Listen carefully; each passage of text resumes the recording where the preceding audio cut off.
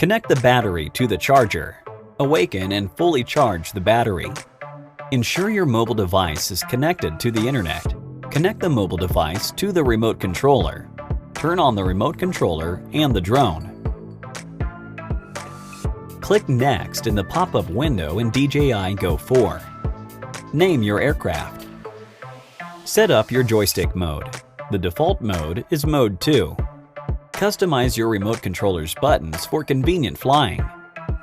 Here is an overview of the remote controller's LCD screen interface. Choose your measurement units. It is advised to turn on beginner mode for your first flight.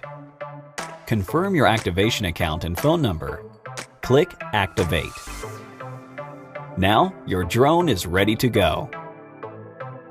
Thank you for watching.